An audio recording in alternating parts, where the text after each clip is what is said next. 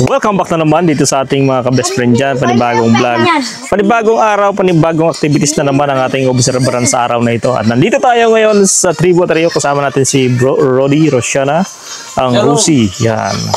Shalom. At syempre, doon niya gawin ng paghahandog na kung saan ang ginagawa ng mga sinaunang propeta ay atin ding sinusundan. So mag-observe tayo ngayon guys kung ano ba yung mga ritual na gagawin dito sa Tribu Tario. Yun. Ito mga kasama natin si Elder Rody. Ng dakilang may lika kung saan ang kapistahan niya ay celebrate bilang karugtong pang 13-12 sorry po, pang 13 tribes sapagkat ang Israel 12 tribes, kami po ang pang 13, kaya ang kapistahan niya ay aming ginagulita. Yan. Ang Tribu Ataryaho. Ano yun bro? Lagi yun ba every sa isang taon ilang beses ba ginaganap ang Feast of Tabernacles? Ang Feast of Tabernacle every July. June 1.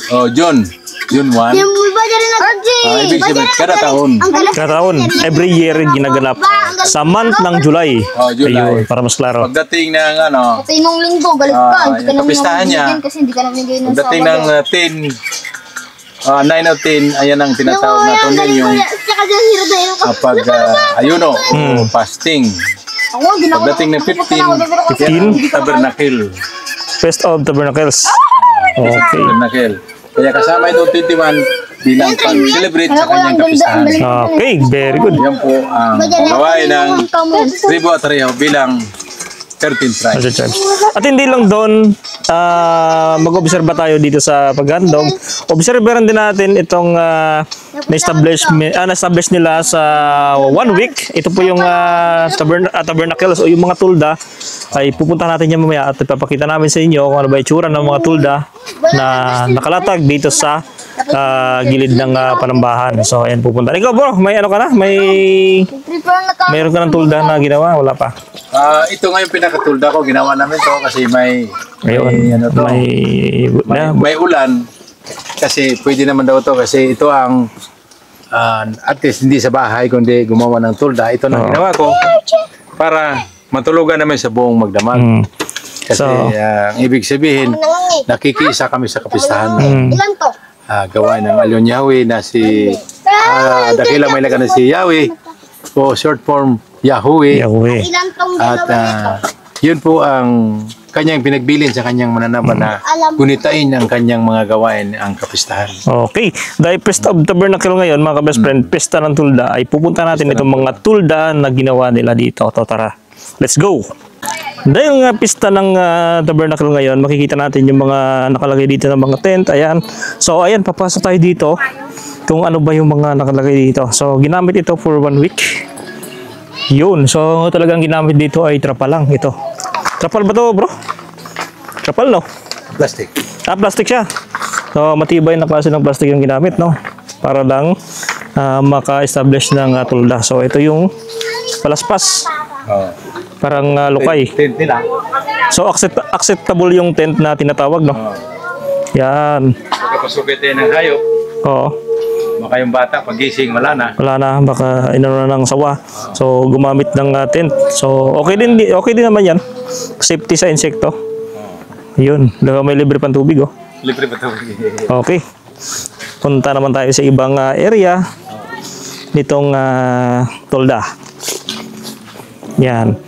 So, iba-iba na klase ng tulda ang ginawa dito. Ito, trapal. Trapal. Mas matibay ito kasi trapal. At meron ding pintuan guys, oh. Yun, oh. So ginawa na ng dingding na lukay o yung dahon ng niyog. Then trapal. Yun, oh. So trapal ang ginamit dito. So yun sa kabila.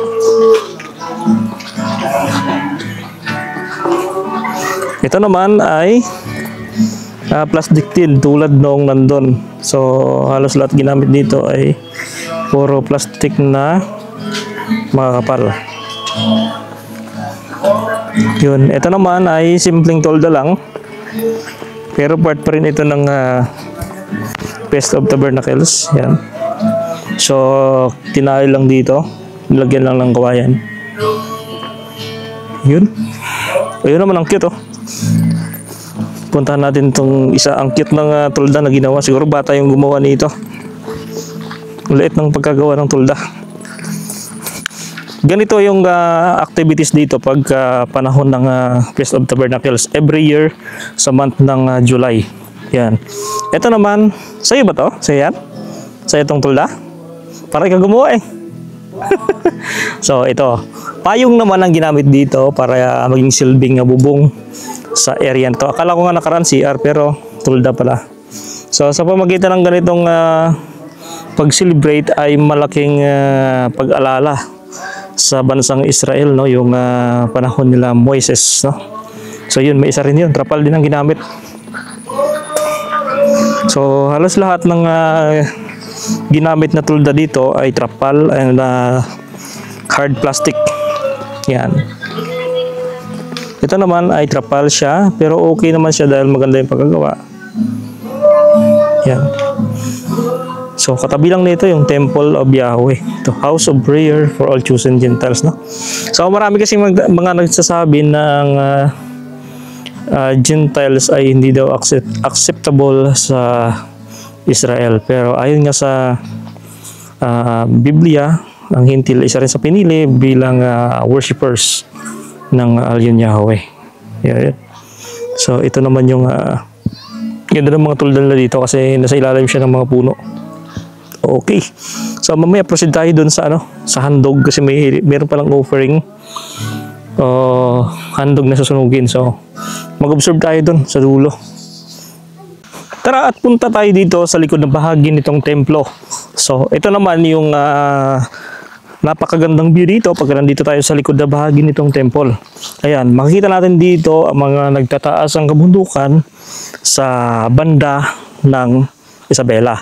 So ito naman ang area na po yan. Ayan po yung Albano. Part na po yan ng Isabela. Actually, ito part na to ng Isabela ang pinutungtungan natin. So, ayan.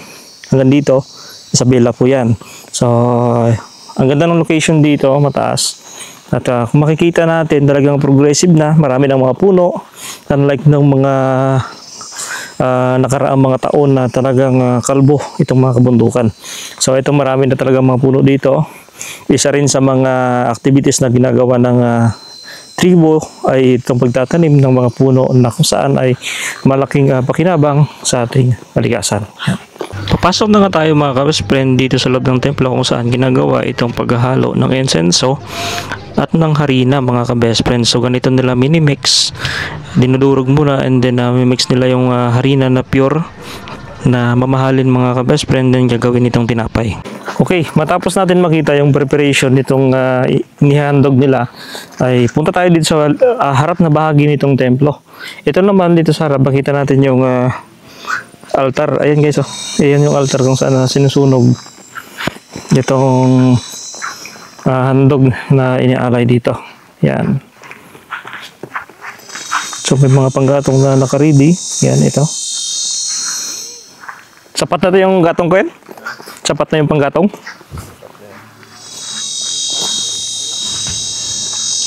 Lagyan na?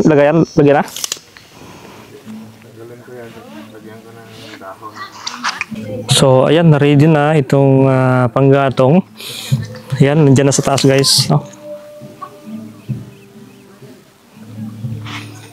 Yun, nasa taas na siya kung makita nyo. Nasa taas na siya ng altar. So, ito naman yung hugasan. Before maghandog ay kailangan lahat ng mga papasok dyan ay maghugas ng paa at kamay. Okay. Ito naman yung harap nitong temple, no? So, kitang-kita yung Sierra Madre. So, mamaya continue natin yung vlog natin dito sa paghandog. Dahil nga wala pa naman ang paghahandog ay dito muna tayo nagtambay kanila Elder Rody at kanila Dato. At syempre makikinig tayo ng kanilang mga awitin.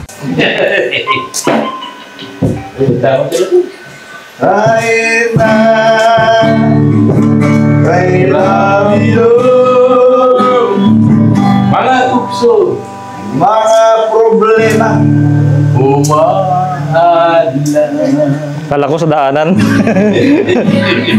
Pangadlang pala. Paglalakbay ako mananamlay. kahit na tagalin ng mga hasdon.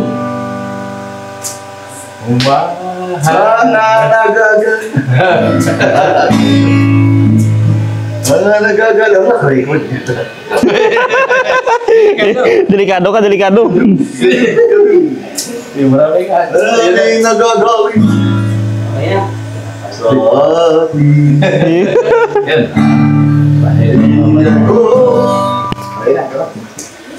Susuko. Matapos ng awitan ay pumunta kami agad dito sa altar at syempre nag-uumpisa na ang pag-aalay at paglalatag nitong mga harina na ginawang tinapay mga ka-best friend. So ayan na, maghandog na ng tinapay. Yun na nga mga ka-best friend at nakapaghandog na at ayan nag-aawitan na. Nasigaan na yung altar mga ka-best friend. So yun, makinig lang tayo ng mga awitin. Ito naman kasi ay paghahandog na patukoy dito po sa tinatawag na Feast of Tabernacles, kaya obligado maghandog nitong tinapay na gawa sa harina. Maraming nagsasabi ng gawaing ito ay kulto daw, pero ang totoo ay nasa Biblia po ito. Nakasulat po sa Lumang Tipan kung paano mag-aalay ng mga handog na sinusunog sa dakilang lumikha mga ka-best friend. So marami tayong maobserbahan dito pagka naghahandog mga ka-best friend.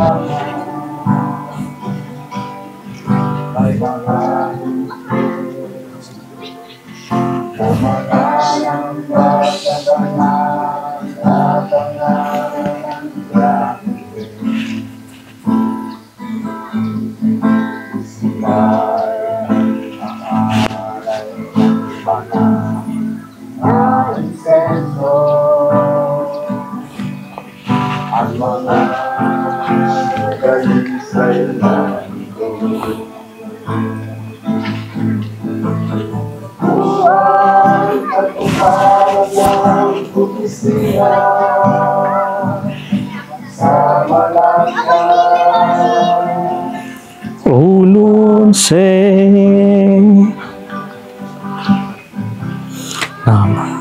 may mga lalakila at sasamba sa banal na pangalan Yahweh.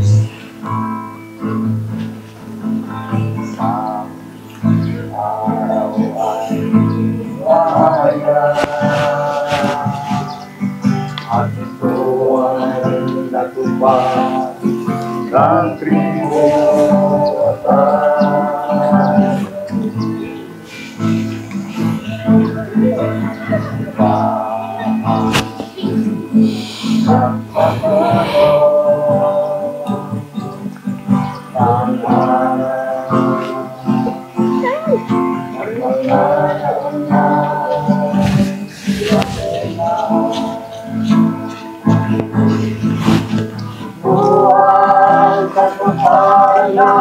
propesya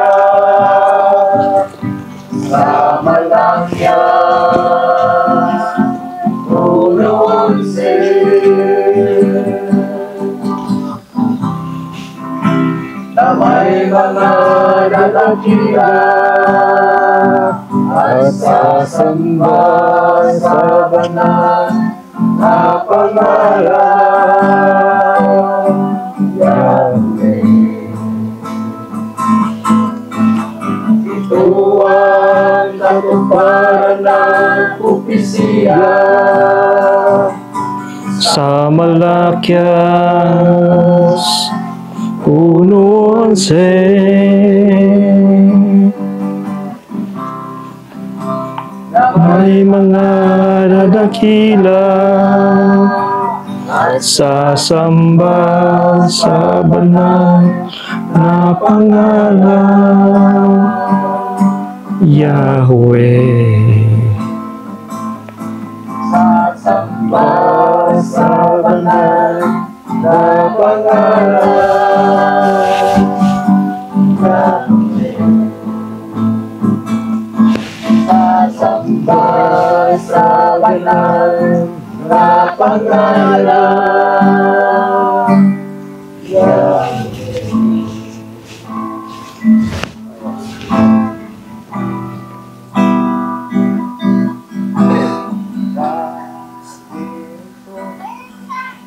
aming handog, Handog ng salamat. Naririto ang aming handog, handog ng pagmamahal, sapagkat ikaw lamang ang dakilang may likha, sapagkat ikaw lamang ang tanging kaligtasan, sapagkat pag-ibig mo'y hindi nagmamahal. Narito ang aming handog. Narito ang aming handog, handog ng pasasalamat.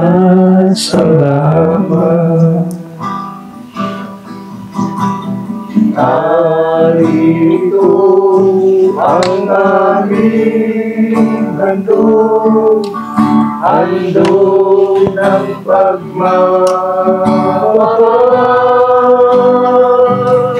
sapagkat ikaw lamang ang dakilang may likha, sapagkat ikaw lamang ang tanging kaligtasan, sapagkat pag-ibig mo'y hindi nagmamahal. Narito ang aming handog, sapagkat ikaw lamang ang dakilang may likha, sapagkat ikaw lamang ang tanging kaligtasan, sapagkat pag-ibig mo hindi nagmamahal. narito ang aming handog. Narito ang aming handog, narito ang aming handog.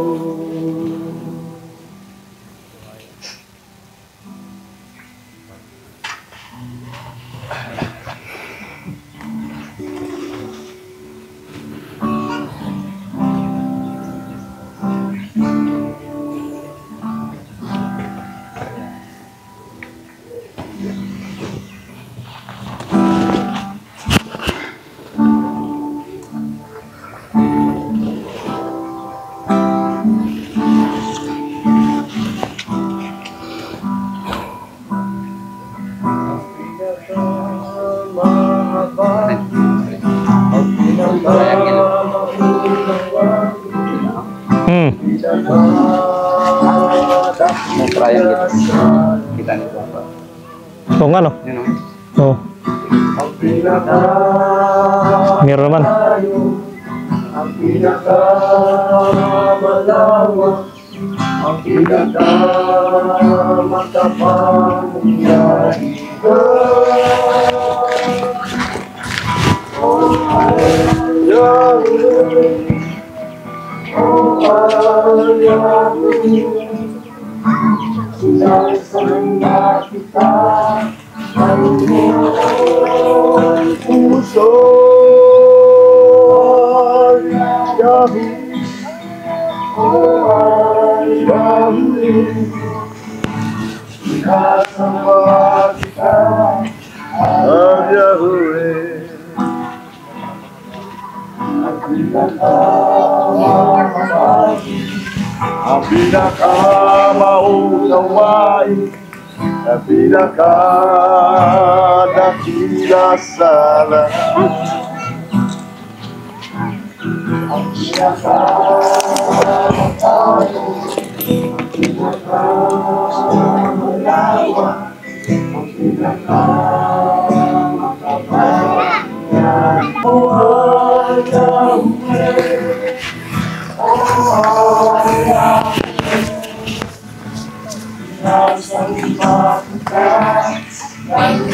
Kung puso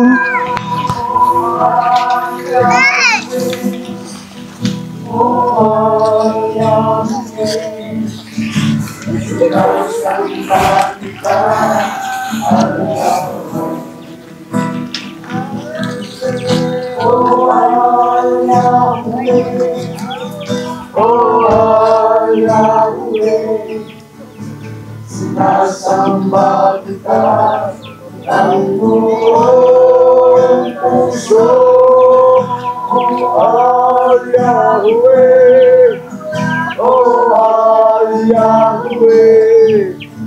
Sinasamba kita, oh Yahweh. Sinasamba kita.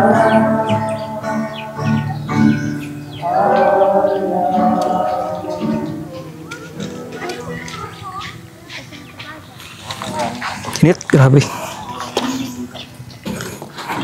Ayun mga best friend, puntahan natin ang isa sa ating kapatid na naka-perfect.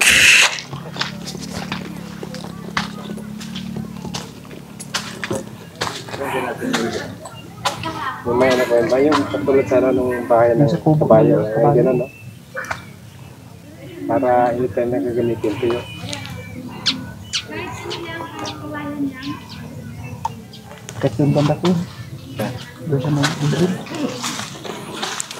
Nakatulog ka doon, Kuya Jem?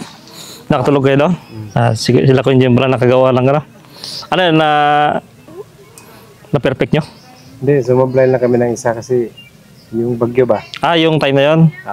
Okay lang yun. Basta talaga yung loob. Yung sa loob na side. At yung kutsa nabasay kaya katapat lang kami ng isa. Siguro sa sunod, lagyan ng ano. Papag talaga. Pag talaga. O palita. Sa kanina yung Ayun na nga mga ka-best friend, at tapos na ang pag-aalay ng tinapay mga ka-best friend na sinunog. So ayun, thank you sa inyong panonood sa oras na ito. Thank you guys!